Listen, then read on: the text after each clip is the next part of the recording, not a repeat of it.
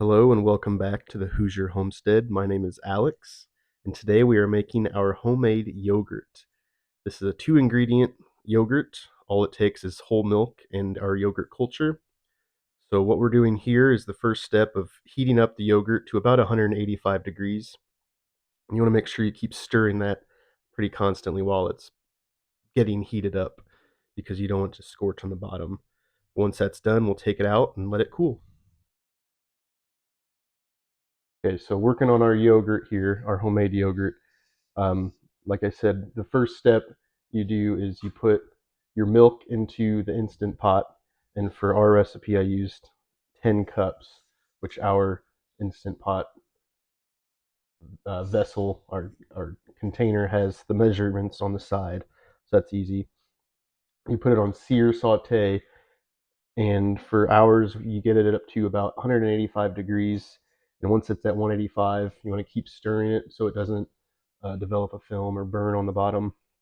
So once it gets up to about 185, you're going to turn it off, take the pot out of the Instant Pot, and then we stuck our thermometer in here. And you want to get it down to at least 110 or below. And so we stuck our thermometer in here so we can keep an eye on it.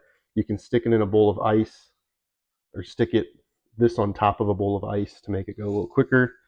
Or you can just let it on the counter, let it sit on the counter until it's cool. We also covered it up with a towel just to keep insects out. So this has been sitting out. It's at like 103 right now, and so it's ready to go back into the Instant Pot. And so what I'm going to do is add in our yogurt culture. And so what we do is we have this LyoPro Y Plus from homesteadersupply.com, and it's this little powder you can add in here.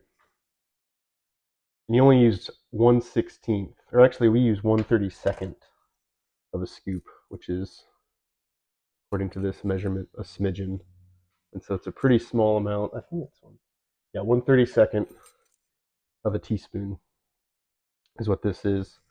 So I'm going to add this in to the milk, the cooked milk. I'm going to use a heaping teaspoon. So you just toss that in. Then we're going to whisk it up. Just so I can show you here, we added in a 32nd of that yogurt culture, 32nd of a teaspoon.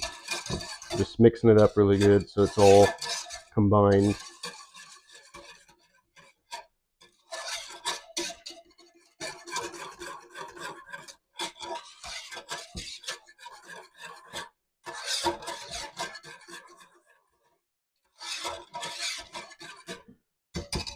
That should be good. Now we're going to take it over to the Instant Pot and we're going to get it started. So we've got the milk, the yogurt culture here in the Instant Pot. And so got it set in here. We're going to use the pressure cooker lid, but you don't want to have the seal in here so this doesn't fall out. So you don't want the seal around, because then your yogurt's going to taste like whatever you cooked last. So we pressure cook a lot of whole chickens in this, and so the seal would probably make the yogurt taste like chicken, and that's not really what we want. If that's what you're going for, then that's all you do you. So we're going to turn this on, and of course everyone's is a little bit different, but we have the Ninja Foodie, and we are going to hit yogurt, but we're actually going to ferment. So for our option, or for our Instant Pot, for the temp, we're going to hit temperature until it gets to ferment, because you actually want to ferment this. And we're going to do this for 12 hours, then hit start.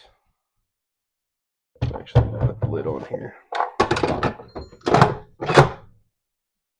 Make sure it's still going. Let me just start this again. Yeah, yogurt, ferment, 12 hours, start. We ferment ours for 12 hours. We've done it for 24 hours before. The longer you let it ferment and sit in here, the more fermented it's going to be and the more sour it's going to be. If the times we let it go for longer, it's starting to heat up, so you can hear it crack a little bit. The times you let it go longer for like 18 to 24 hours, it's going to be a little more tangy, and it's definitely going to have that zing like you have with fermented foods. But I think 12 is, I don't even know if 12 is the minimum. 8 hours might be the minimum. I'll put that in the description of the exact recipe and procedure for doing this. But that's what we've been doing with this culture. 1/32 of a teaspoon with 10 cups of milk, fermented for 12 hours, and we get the right consistency. If you let it go longer or I have a little child here wanting my attention. But if you let it go longer or shorter, the consistency is going to be a little different. You might be a little runnier or thicker, but with this, we get it to the consistency and taste we want.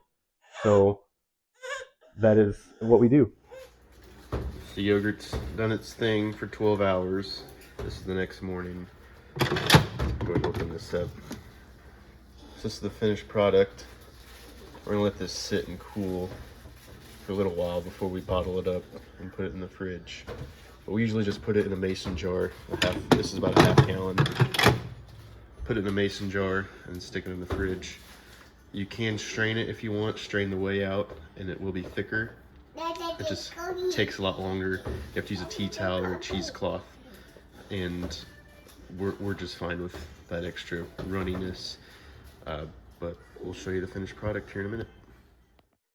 So this yogurt has been a pretty big staple in our household for quite a while now. We'll make at least one batch of this a week. And so we're going through about half a gallon or so per week and a half. But we'll eat it every morning. We'll eat it as a snack. A lot of times we'll mix some homemade granola with it and some vanilla and honey or any fresh fruit we have. Recently I've added in some chocolate chips or Oreos just as kind of an after dinner dessert type treat in place of ice cream. The yogurt itself is pretty rich in probiotics, and when you ferment it or make it at home yourself, you know exactly how long it's been fermented and can kind of know that it's going to provide the probiotics that are good for your gut health. And so the 12-hour mark is where we really found our sweet spot for the taste and texture that we're looking for. But it's really good to know that we can make this at home. It's a lot cheaper than what you buy at the store. The cost is really just however much you pay for a gallon of milk or half a gallon of milk, and whatever the culture cost is, but it only takes 1/32 of a teaspoon, and so that cost is very minimal. But it provides our family some great yogurt that we know exactly what's in it. Just 2 ingredients. We really prefer to know exactly what we're putting in our bodies and what's in our food, and so this is one way that we can do that. Thank you so much for watching as we make our yogurt for the week. Be sure to like and subscribe this video, and subscribe to our channel so you can see future content of how we are living a slower life and how we are making a more handmade home. And again, thanks so much, and hope you have a great week.